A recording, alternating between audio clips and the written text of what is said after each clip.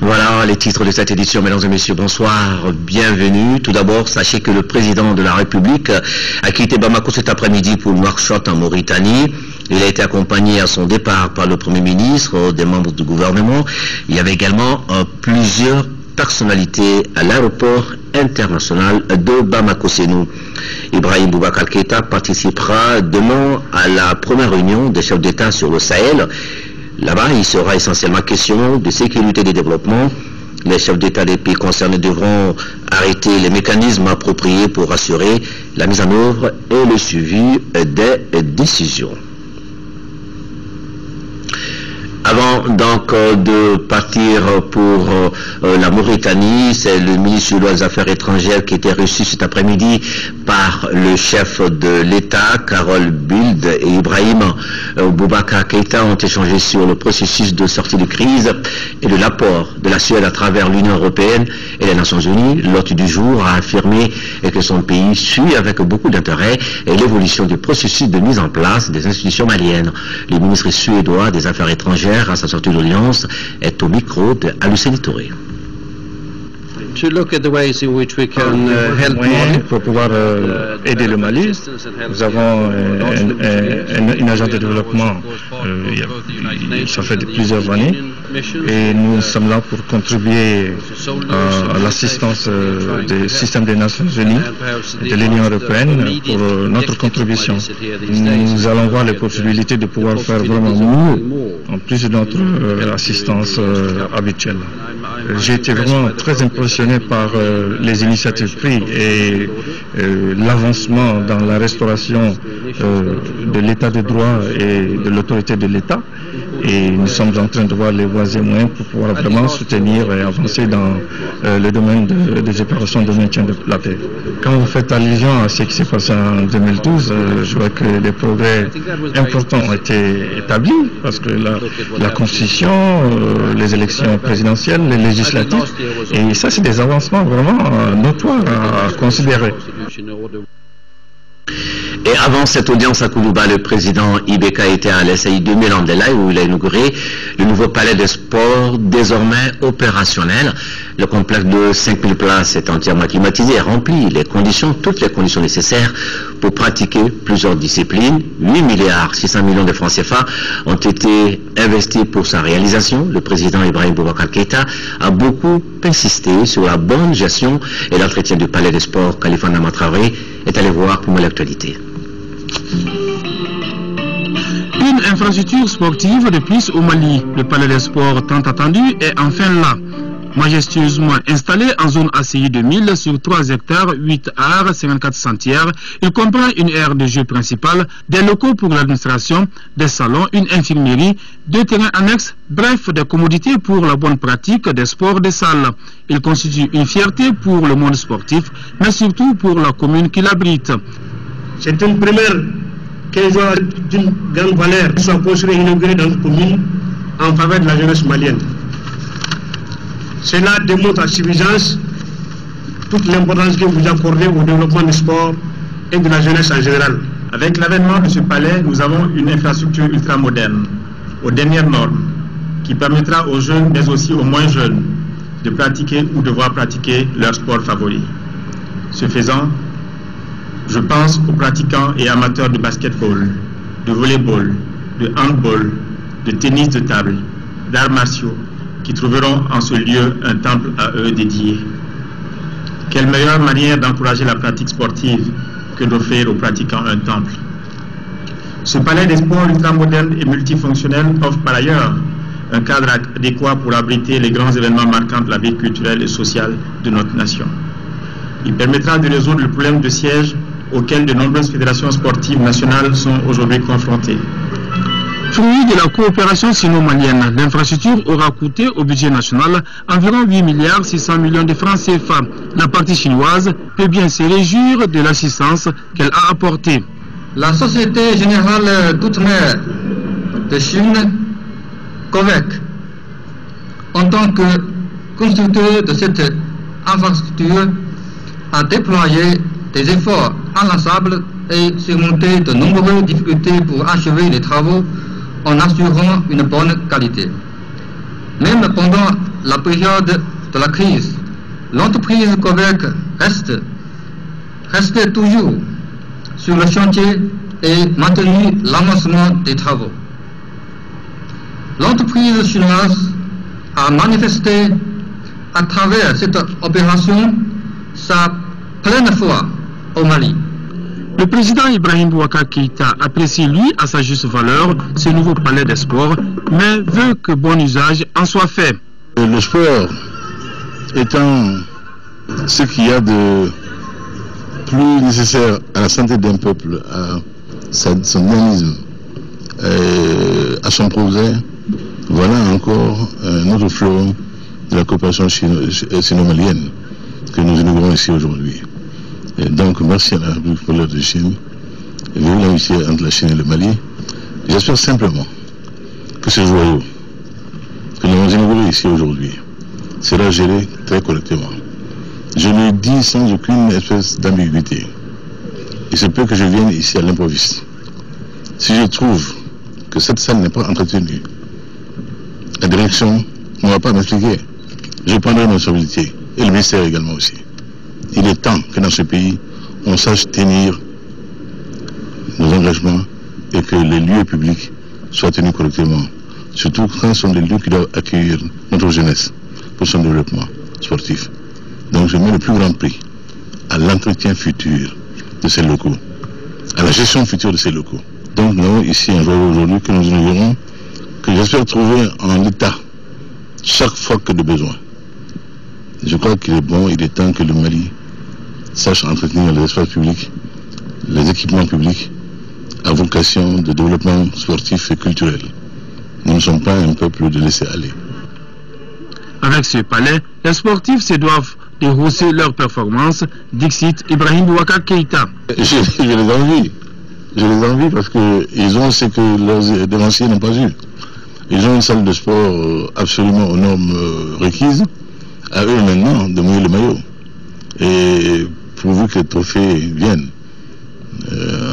en nombre requis, en nombre souhaité, et je ne doute pas de leur qualité, les cadettes l'ont prouvé. Ce qu'elles ont fait, d'autres peuvent le faire aussi, les aînés peuvent le faire. Donc, allons-y pour la conquête des trophées. Et je gage que nos équipes nationales, à partir de cette salle, feront encore mieux que par le passé. Je compte sur la Fédération malienne et sur l'ensemble du sport malien, Habib et son équipe, et tous les autres, pour porter toujours plus haut le drapeau du Mali. La salle abritera dans quelques jours son tout premier grand événement sportif, le tournoi de la paix, de l'amitié et de la solidarité.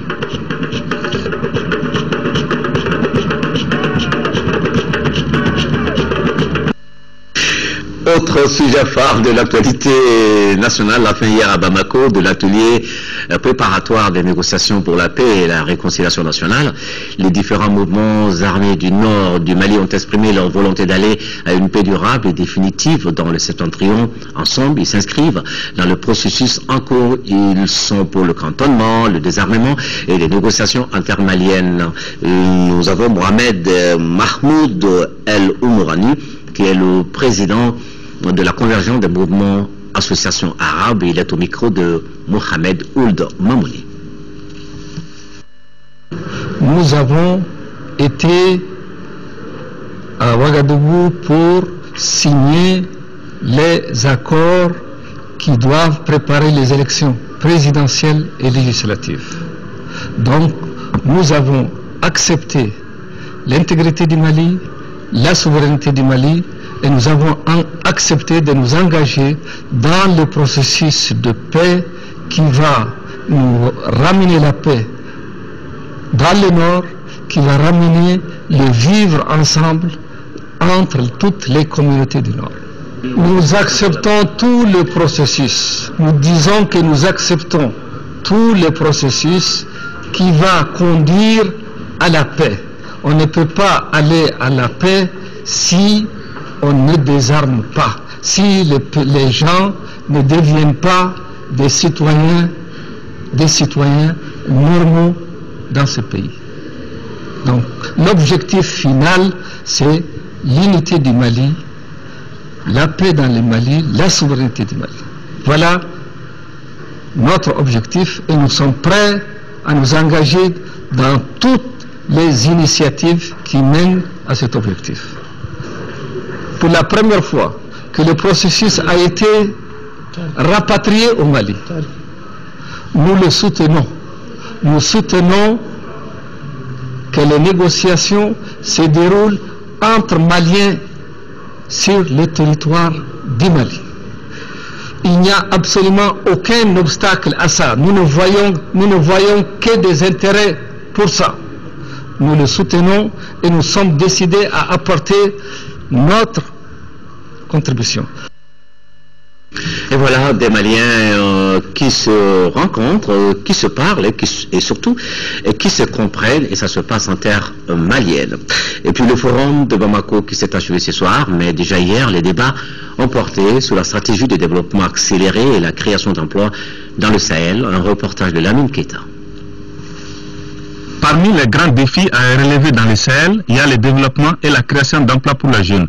C'est conscient de cet état de fait que les organisateurs du forum ont mis un accent particulier sur le thème d'aujourd'hui, stratégie de développement accéléré et création d'emplois dans le Sahel. Il faut qu'il y ait une véritable osmose entre le secteur privé et le secteur public. Trop souvent, il faut un développement séparé et ça ne peut pas marcher. Les pays développés ont un dialogue permanent, continu, structuré, même musclé parfois, entre le secteur public et le secteur privé. Pour ensemble aller vers un développement commun. Et il faut qu'en Afrique, qu'on soit au Mali ou ailleurs, on puisse bâtir ce véritable dialogue, cette osmose entre les deux. Nous avons un destin lié. L'État ne peut se construire sans le secteur privé. Pour avoir une politique, il faut les moyens de sa politique. Et seul un secteur privé riche, florissant, qui connaît une croissance, une compétitivité. Pour certains experts au développement ayant pris part à ce forum, l'espoir est permis pour la bande sahélo-sahélienne. C'est possible, mais c'est non seulement possible, mais c'est surtout indispensable. Le Sahel, en fait, pour booster son environnement économique, doit d'abord construire des institutions fortes, mais ça n'ira pas non plus sans leadership éclairé. Donc il faut une vision, un leadership, des stratégies et des institutions. Donc très compliqué, beaucoup de travail, mais c'est possible. Un enjeu de taille pour les pays du Sahel qui sont aujourd'hui confrontés à de multiples problèmes, dont l'insécurité, le chômage des jeunes, le développement tout court. Le recteur de l'Université des sciences juridiques et politiques de Bamako était hier après-midi face à la presse. Abdoulaye Diarra a fait le détail de la situation qui y règne et des problèmes, il y en a, manque d'infrastructures, pléthore des effectifs, grèves multiples, manque de transparence. Et l'on parle aussi là-bas de cas d'exclusion, un reportage de Garibou Pérou. Les dossiers de l'Université des sciences juridiques et politiques de Bamako sont brûlants selon son recteur Abdoulaye Diarra. Les problèmes existent à tous les niveaux. Face à la presse, le recteur promet désormais d'engager le jeu des principes d'égalité et de transparence afin de donner à cette université une place honorable. À la faculté de droit privé, ils ont évalué près de 1000 étudiants non inscrits. On a constaté que des numéros normaux attribués à des étudiants normaux ont été extraits pour attribuer à des étudiants anormaux et les faire passer. Nous avons constaté que certains étudiants exclus sont au nombre de 90 à peu près. Après vérification, ces étudiants passaient. Nous avons constaté que des étudiants qui devaient composer en première année ont composé en deuxième année. J'ai constaté que dans ma faculté, on distribue des attestations sur la base de ces résultats provisoires. Ces résultats peuvent-ils avoir un sens juridique sans la signature du recteur? En plus de tout cela, cette université dispose d'un système d'Artémis. J'ai relevé des agents que moi je peux relever. Et j'ai demandé la sanction des agents que moi je ne peux pas sanctionner.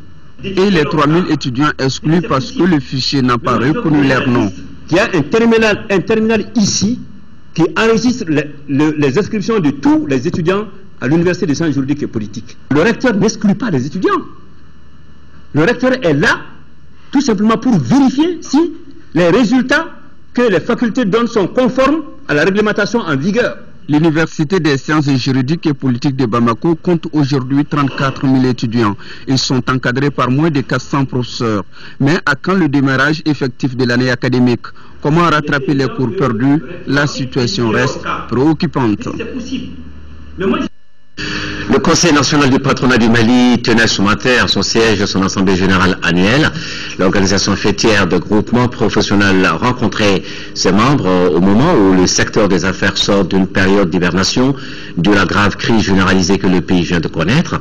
À l'heure donc de la reprise économique, l'occasion est opportune pour ces patrons d'entreprise et leurs groupements d'anticiper pour épouser le rythme de ce retour à la normale. Le rendez-vous portait également sur l'examen et l'adoption du rapport d'activité 2013, la présentation du rapport financier de l'exercice écoulé et le point d'exécution des recommandations de la dernière Assemblée générale pour 2014. Le Conseil national du patronat du Mali mettra l'accent sur la relance du secteur privé malien. C'est un reportage de Abdrahman Maïga. Après la période de turbulence due à la crise politico-sécuritaire, le Conseil national du patronat du Mali se porte de plus en plus muet. Cet état de fait se justifie aisément par le retour de notre pays à la normalité et la reprise de sa coopération avec les partenaires techniques et financiers. Pour appuyer le Mali dans son ascension post-crise, le patronat malien entend s'investir en 2014 dans une relance économique. Notre organisation, le CNPM, doit plus que jamais accroître sa capacité d'anticipation.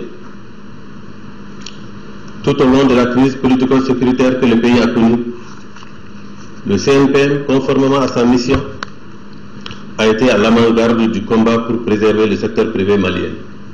Cette préservation du secteur privé, plat de résistance de la présente Assemblée générale, constitue de nos jours un défi que les entreprises se doivent de relever à tout prix. Pour cela, elles doivent changer de fusil d'épaule avec à la clé créer plus d'opportunités et tirer le maximum de profit. Le groupement professionnel doit à cet égard impérativement se doter d'instances et d'organes dirigeants compétents, à hauteur de mission et d'ambition. Pour en arriver là, les participants à cette Assemblée générale vont discuter autour des réalisations de 2013 du Conseil, analyser le rapport d'activité et le bilan financier de l'exercice écoulé. En plus de cela, des discussions autour des difficultés suivies, des recommandations sont des points également inscrits à l'ordre du jour de cette rencontre.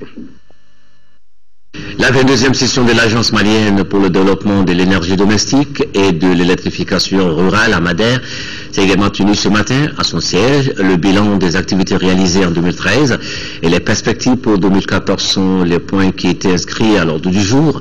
Les administrateurs de la Madère ont aussi parlé de projets portant sur l'électrification rurale par système hybride, le suivi régulier et le traitement des dossiers relatifs au gaz hybride, le suivi régulier et le traitement des dossiers relatifs au gaz à butane. Un reportage de Agali Aguissa.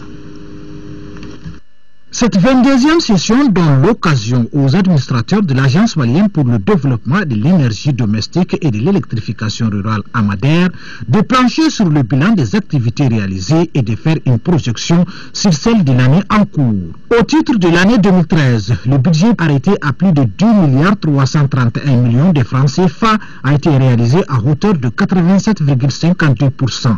Les dépenses estimées à plus de 8 milliards de francs CFA connaissent une réalisation de 86,29%. Un tableau financier qui a permis à l'agence de surmonter les nombreuses difficultés liées à la crise qu'a connue notre pays et de poursuivre sa mission de promotion de l'énergie. Pour le volet énergie domestique, malgré le manque de ressources financières pour le volet demande, on note avec satisfaction la remontée régulière par les différents acteurs de données sur les produits et les équipements. Il faut par ailleurs noter le suivi régulier et le traitement des dossiers relatifs au gaz butane. Cependant, pour le volet offre, les activités n'ont pas été mises en œuvre. En ce qui concerne le volet électrification rurale, les activités ont porté essentiellement sur la réalisation des projets d'électrification rurale par système hybride financé par la KfW et le suivi des projets déjà réalisés dans le cadre du financement PEDASB.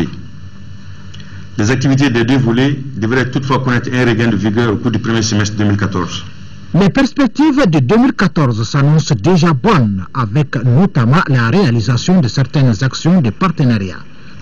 Il s'agit entre autres de la signature des accords de financement du projet système hybride pour l'électrification rurale, de la sélection et l'annonce du financement du projet d'électrification rurale soumis au fonds d'Abu Dhabi pour le développement, ainsi que du rétablissement des dotations du budget spécial d'investissement en faveur de la Madère, dotation dont, il faut le rappeler, nous dépendons encore largement pour notre fonctionnement.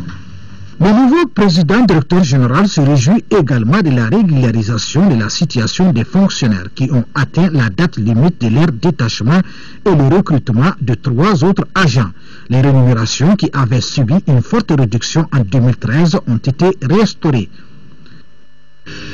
Pour la relance du projet régional de l'amélioration de la qualité des cuirs et pots, le comité de suivi de l'agence d'exécution a besoin de près de 500 millions de francs CFA. L'annonce a été faite à la 5e session du comité d'exécution du projet. Cette session se tenait à la direction nationale des productions et des industries animales. Les administrateurs ont évoqué les acquis du projet et identifié les défis à relever. C'est un reportage de Fatoumata Kone. Dans le cadre de l'amélioration de la qualité des cuirs et peaux brutes, le gouvernement a obtenu en 2005 le financement d'un projet de valorisation de cette filière. Presque à terme, le projet régional de l'amélioration de la filière cuir et peaux a besoin de soutien. C'est pourquoi un seul mot est inscrit à l'ordre du jour de cette 5e session du comité de suivi de l'agence d'exécution du projet. Il s'agit de faciliter le financement pour la bonne relance de la filière. Pour la première phase, c'était un financement de 214 millions. Et la deuxième phase, notre préoccupation, c'est de valoriser cette production que nous avons eu à améliorer. Et là, il s'agit de soutenir un peu les unités de transformation, notamment les industries de tannage, pour qu'ils améliorent la transformation, aller un peu au-delà des produits semi-tannés qu'ils produisent actuellement, un peu plus d'1 million de dollars, que nous sommes en train de rechercher auprès du cadre intégré pour pouvoir continuer le projet. Pour la promotion de la commercialisation et la valorisation de la filière cuir et peau, les acteurs se sont fixés des objectifs spécifiques. Dans le cadre de l'amélioration de la qualité des cuirs et peaux bruts, 15 nouveaux ouvriers des abattoirs, 50 apprentis bouchers et 10 collecteurs de cuir et peau ont été formés dans les techniques d'habillage et conditionnement des cuirs et peaux. Dans la zone d'intervention du projet, on peut se satisfaire de la qualité des peaux ovines et caprines avec une production de 80%, seulement 20% des cuirs sont produites sans défaut d'habillage. Le projet pour la valorisation de la filière des cuirs et peaux concerne 4 pays. Il s'agit du Burkina Faso, du Niger, du Sénégal et du Mali. À l'Office du développement rural de Sélingué, la prévision s'élève là-bas à plus d'1,253 milliard de francs CFA. C'est ce qui va permettre à l'ODRS d'accroître la production agricole dans sa zone d'intervention. C'est là une révélation faite par les administrateurs. Ils étaient réunis hier pour leur 19e session. Un reportage de Daouda Sidiki Diarra. Les travaux de cette 19e session du conseil d'administration de l'Office de développement rural de Sélingué, ODRS, ont été essentiellement consacrés à l'analyse des réalisations faites par cet office au cours de la campagne agricole écoulée. Aussi, son programme d'activité 2014-2015 a été examiné et adopté. La campagne agricole 2013-2014 s'est déroulée en zone office de développement rural de Sélingué dans un contexte socio-économique globalement favorable. Elle a été caractérisée par une situation alimentaire normale dans un contexte socio-politique relativement stable, des difficultés financières, le faible niveau d'équipement des producteurs. Malgré ces difficultés, l'Office a obtenu des résultats probants.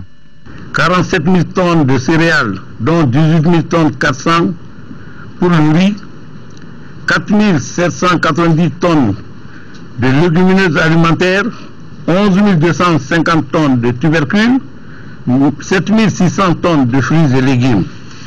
La capture de plus de 1700 tonnes de poissons, dont 1190 tonnes ont été commercialisées. La production d'une quantité importante de miel. Dans la même lancée, le programme d'activité 2014-2015 de l'Office de développement rural de Sélingué va s'articuler autour d'un certain nombre d'actions prioritaires. Nous avons des infrastructures qui sont dégradées. Donc cette année, nous allons investir pour réhabiliter ces infrastructures et de faire en sorte que nous augmentions les surfaces cultivables en mettant l'accent sur un meilleur encadrement et en utilisant des semences appropriées et à haut rendement. Donc c'est ce que le Conseil a recommandé. Par conséquent, il y a une mobilisation financière. Donc la mobilisation financière, l'État a mis à notre disposition une enveloppe de 1,250 milliard à peu près millions de francs CFA. Donc ce montant va nous permettre non seulement de réhabiliter nos infrastructures et d'assurer une production. L'Office de développement rural de Sélingué est un établissement public à caractère administratif créé en 1996. Il est placé sous la tutelle du ministère du développement rural. Et nous restons avec les activités du monde rural, cette fois-ci avec le ministre délégué auprès du ministre du Développement rural chargé de l'élevage et de la pêche qui était cette semaine à Diéman, en première région. Sur place, le docteur Nango Dambélé a visité le marché à bétail construit par le PADESO, le projet d'appui au développement durable de l'élevage au Sahel occidental à hauteur de 600 millions de francs CFA. Et dans cette zone où l'activité pastorale est intense, les éleveurs ont également réussi de nouvelles races à travers l'insémination artificielle. Toutefois, il y a le manque d'eau et la cherté de l'aliment bétail qui pèsent sur ces éleveurs. Mahamadi Aloubari, correspondance. Cette première visite du ministre délégué auprès du ministre du Développement rural chargé de l'élevage et de la pêche a permis à Nango Dambélé de voir les réalisations faites par le PADESO, singulièrement le marché à bétail de Diéman. Le cercle de Diéman est une zone agro-silvopastorale où on dénombre plus de 152 000 têtes de bovins, 76 000 ovins et 101 000 caprins. Pourquoi Diéman? Parce qu'à ce niveau, par rapport à la prise de l'infrastructure par les populations, à un certain niveau qu'il faut le montrer aux autres pour que ça constitue un exemple pour amener les autres à imiter les gens de Diéman. Dans ce marché à bétail de Diéman, plus de 300 000 têtes sont exposées et leur prix varie entre 300 000 et 700 000 francs CFA. La délégation ministérielle a été impressionnée par le travail abattu par les éleveurs pour avoir des animaux de qualité. Aussi, le ministre a eu une séance de travail avec les acteurs de l'élevage. Au cours des échanges, il a été question des problèmes d'eau, d'aliments bétail et la transformation du dit marché en un marché multifonctionnel. J'ai vu de très belles bêtes qui ont été embouchées au Mali ici et je ne croyais pas qu'on pouvait avoir de tels animaux à notre niveau, de très belles races, et je pense que ça c'est un effort qu'il faudrait peut-être encourager. La première préoccupation, c'est le problème d'accès à l'eau au niveau du parc. Il est important qu'on ait une motricité à énergie solaire parce que motricité humaine ça ne suffit pas pour abreuver l'ensemble des animaux qui passent par ces parcs et ensuite aussi pour les besoins de consommation humaine. L'autre problème qui a été soulevé c'est le problème de l'accès à l'aliment bétail, surtout pour les embouchères qui coûtent extrêmement cher et donc on a pris bonne note. Le ministre et sa délégation espèrent que le marché à bétail de Diéman, réalisé par le PADESO, peut contribuer à réduire l'insécurité alimentaire et à l'allègement de la pauvreté par l'augmentation de façon durable des productions animales et des revenus des agro-éleveurs. Il durait depuis maintenant une semaine le mouvement de grève des transporteurs routiers maliens à la frontière d'Iboli qui dira, et ces derniers protestaient contre des mesures arrêtées par les autorités sénégalaises, les obligeant à se ravitailler en carburant sur le territoire sénégalais. Mais voilà, tout est maintenant revenu à la normale. Les gros porteurs et cars de transport en commun en provenance de Dakar étaient visiblement ce matin partout à Caille, résultat de négociations entre les autorités sénégalaises et une délégation malienne qui vient de séjourner à Dakar. C'est une correspondance de Siaka Konaté. Des centaines de gros porteurs et des cars de transport en commun sont restés bloqués pendant près d'une semaine à la frontière Mali-Sénégal à cause d'un mouvement de grève des transporteurs maliens. Ceux-ci veulent protester contre les tracasseries qu'ils subissent sur le territoire sénégalais. Le trafic paralysé sur cet axe, ce sont les passagers qui font les frais. L'ambassadeur du Sénégal au Mali, à travers son consulat à Caille, a dépêché sur place une mission pour leur venir en aide en leur donnant à manger et à boire pour soulager leurs souffrances. Nous avons reçu quand même des instructions émanant de l'ambassadeur du Sénégal à travers M. Ban, le consul honoraire, maintenant qui m'a chargé d'aller à Kidira, secourir quand même aux passagers qui sont là-bas, que ce soit les Sénégalais ou Maliens. Bon, nous avons fait quand même quelques gestes là-bas. Les transporteurs ont déclenché cette grève lorsque les Sénégalais leur ont imposé de s'approvisionner en carburant sur le territoire sénégalais. En raison du coût très élevé des produits pétroliers au Sénégal, ils préfèrent les faire au Mali pour les voyages aller-retour. Depuis longtemps, les autorités sénégalaises nous demandent pourquoi nous n'achetons pas de gasoil dans leur station. Je leur ai dit que mon patron est un pétrolier. Il me donne ma consommation pour le voyage aller-retour. Les transporteurs ont mis fin à leur mouvement vendredi dernier après un accord conclu entre les autorités sénégalaises et une délégation malienne composée des représentants du Conseil malien des chargeurs, du Conseil malien des transporteurs routiers CMTR et de la directrice générale des entrepôts maliens au Sénégal. À Sekasso, c'est le ministre de la Santé et de l'Hygiène publique qui présidait hier la clôture des travaux de la retraite scientifique des investigateurs et autres chercheurs de la santé. La rencontre initiée par le Centre de développement des vaccins avait pour but de partager les résultats des essais de vaccins réalisés contre la méningite appelée MEN-Afrivac. MEN-Afrivac, voilà, je le prononce maintenant bien. MEN-Afrivac, correspondant de Daouda Djakité depuis Sekasso. L'objectif de cette retraite scientifique qui a duré 3 jours était de partager les résultats des essais réalisés sur le projet du vaccin contre la méningite appelé MEN-Afrivac. Un projet mis en œuvre par le Centre pour le développement des vaccins du Mali à travers le ministère de la Santé et de l'Hygiène publique. Après la campagne, les premiers essais ont montré qu'on peut vacciner entre 1 an et plus, jusqu'à 29 ou plus.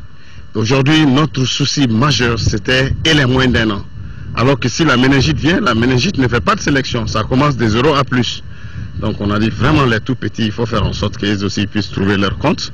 Et donc on a vraiment terminé l'essai sur les tout petits. Et on a partagé les résultats sont très encourageants. L'initiative soutenue par l'OMS vise à renforcer les activités de recherche en vue de réduire considérablement la mortalité maternelle, néonatale et infantile liées aux maladies épidémiques, notamment la méningite.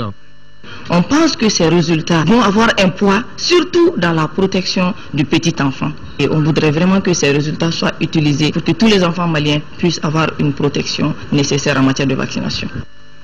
Nous espérons que ces résultats vont nous servir pour nos décisions futures. Le message que j'ai à lancer, c'est d'abord un message de rigueur, parce que la recherche, c'est la rigueur. Une fois qu'on se tombe dans la recherche, l'application ne pourra pas produire les effets bénéfiques attendus. Les recommandations issues de la retraite scientifique de Sekasso devront contribuer à un meilleur contrôle des challenges pour les études futures, stimuler les activités de recherche en santé et réduire les infections évitables par la vaccination. Plus de 74 millions de francs CFA, c'est le coût total pour la réalisation d'un projet dénommé Projet d'appui à la lutte contre les pires formes de travail des enfants dans l'agriculture. Projet lancé dans la capitale du Saint-Taureau ce mercredi. Il est le fruit du partenariat entre l'AMAPROS et l'ONG suédoise Diakonia. Et ce nouveau projet devrait favoriser une synergie de croisade contre l'exploitation et le travail des enfants dans 3 communes, des cercles de Sang et de Massina, correspondance au Fousseni Samake.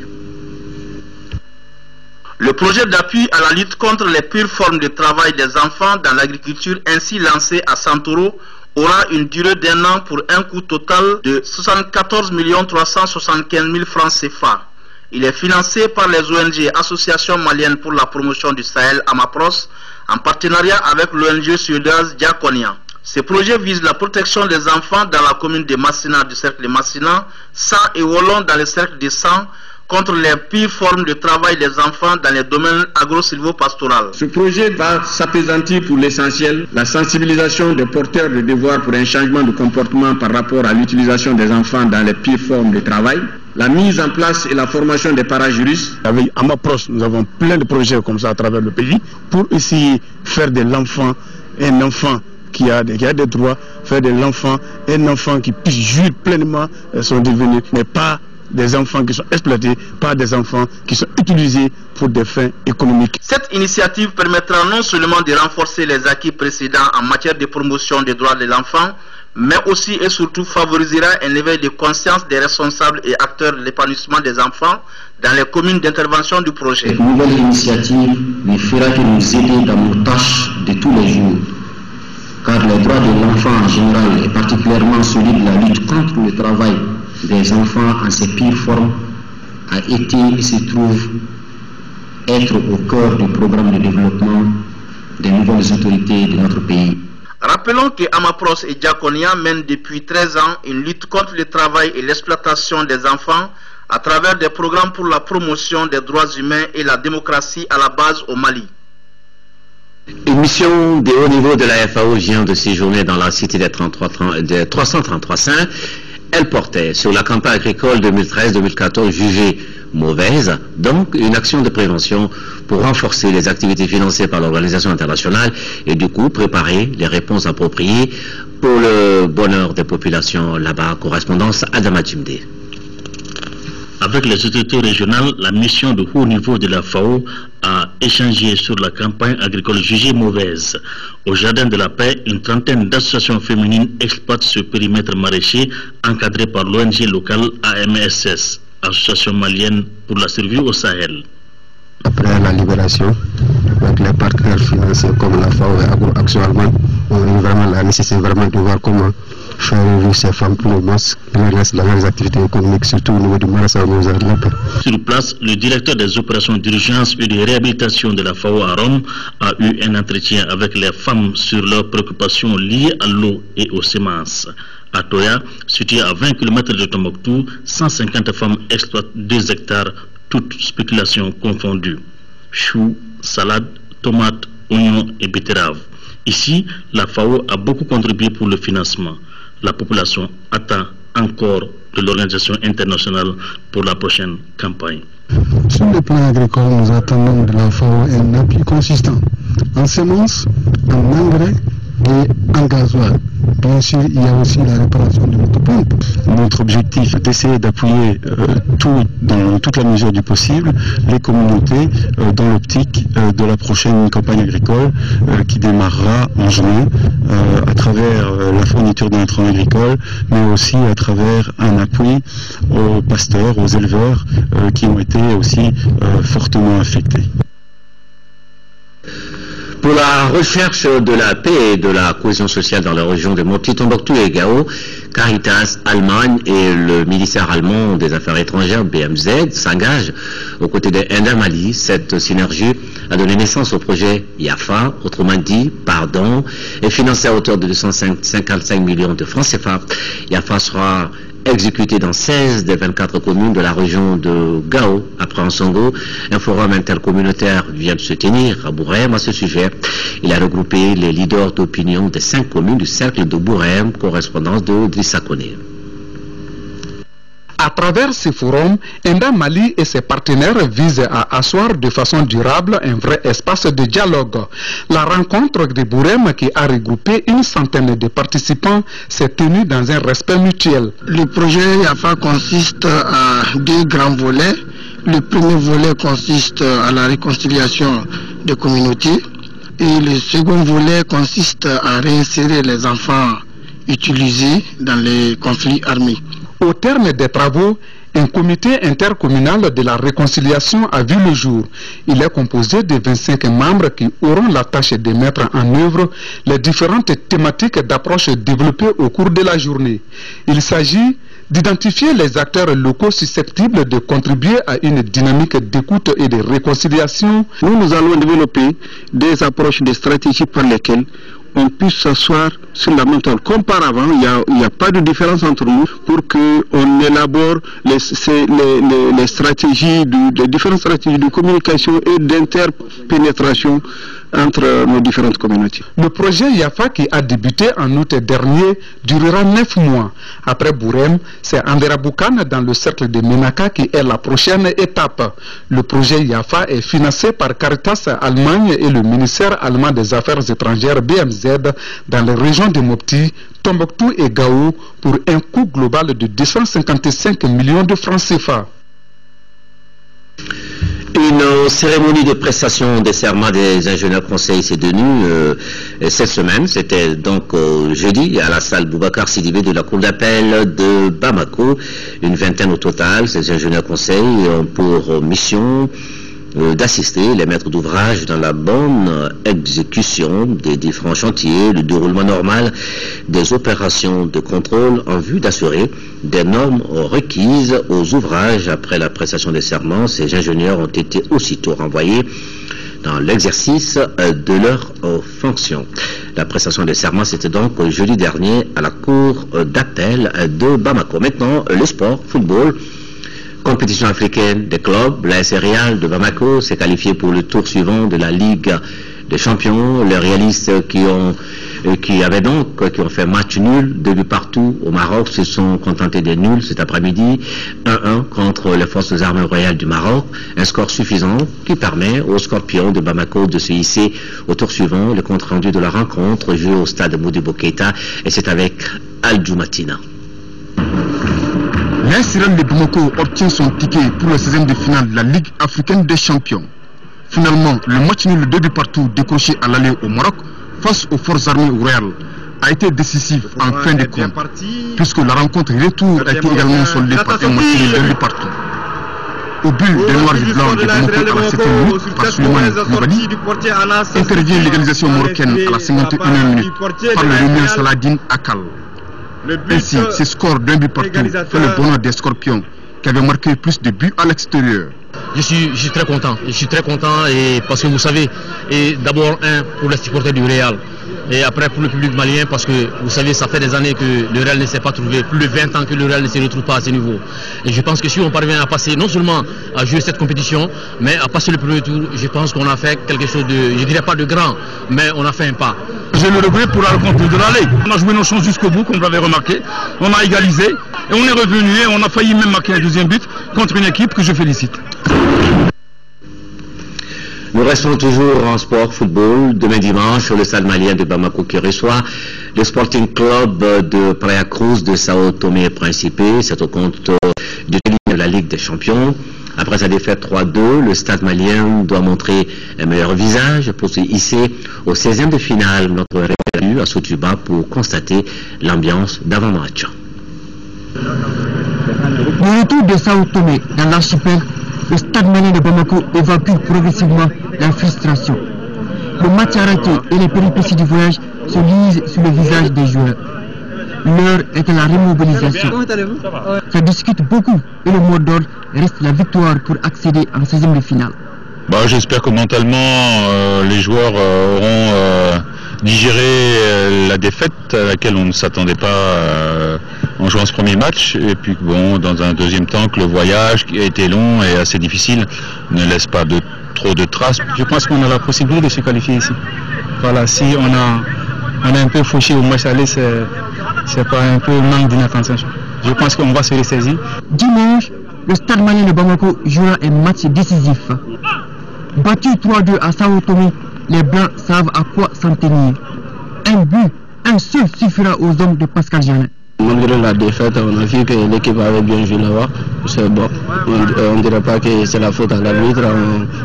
On met la balle dans notre camp. On se maintenant déjà on a marqué 2 buts. Il suffit d'un seul but pour la qualification. La pression et la peur de quitter la compétition dès ce tour préliminaire hantent l'esprit des joueurs.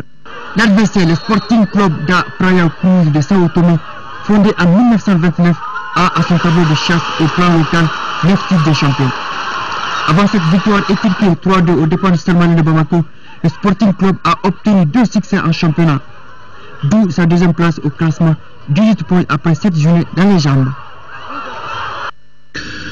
On va donc retenir Stade malien de Bamako, Sporting Club de Praia Cruz de Sao Tomé Principe, c'est demain dimanche.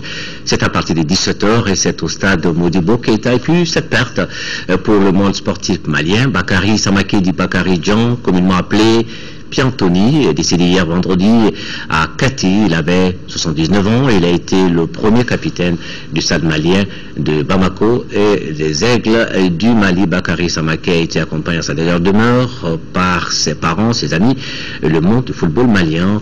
Un reportage de Mamoutou Dante. Un autre géant du football malien vient de disparaître. Bakary Samake, dit Bakary Djan, commandeur de l'ordre national du Mali, est décédé vendredi 14 février 2014. Bakary Samake est né en 1935 à Kati. En juillet 1961, il fut le premier capitaine vainqueur de la Coupe du Mali avec le stade malien de Bamako face au Djolba Assi. Bakary Samake, dit Piantoni, a été également le premier capitaine des Aigles du Mali. Je suis l'un des premiers entraîneurs du Mali, j'étais l'adjoint de l'entraîneur national Ouarsi. On garde de lui un souvenir vraiment d'un homme de bien. J'ai été son coéquipier pendant des années. Il Il a joué depuis 1960 jusqu'à 1965. C'est Tom qui vient de partir. C'était mon grand frère. Pendant tout le temps que nous avons joué en équipe nationale, en tant que capitaine, je l'ai beaucoup admiré puisque, en tant que petit frère, il me donnait beaucoup de conseils. Il était très sage contre nous. Même quand le match se basculait, il tapait mes épaules avec du courage, il faut qu'on gagne le match. Bakary Samake, dit Bakary Dian, fit valoir ses droits à la retraite en janvier 1990. Cela après avoir occupé plusieurs fonctions, notamment agent comptable à la BIAO à Bamako, à la BDM à Gao, à Koutchala et à Bamako. Il a été accompagné dans sa dernière demeure par plusieurs amis, anciens footballeurs et l'ensemble du monde sportif malien. Bakary Samake laisse derrière lui des épouses et plusieurs enfants. Dors en paix, Bakary Dian. Merci d'avoir suivi ce journal. Le prochain rendez-vous avec l'info sur notre chaîne, demain 13h, avec Amadou Sankaré. Mais avant, à partir de midi, vous avez Actu Hebdo et nos invités. Le docteur Nuhu Wan, il est le président de la Société malienne de cardiologie. Et puis, monsieur Abdallah Koulibaly, fondateur et vice-président du forum de Bamako qui s'est achevé cet après-midi à Bamako. Merci de rester sur leur thème. Excellent week-end.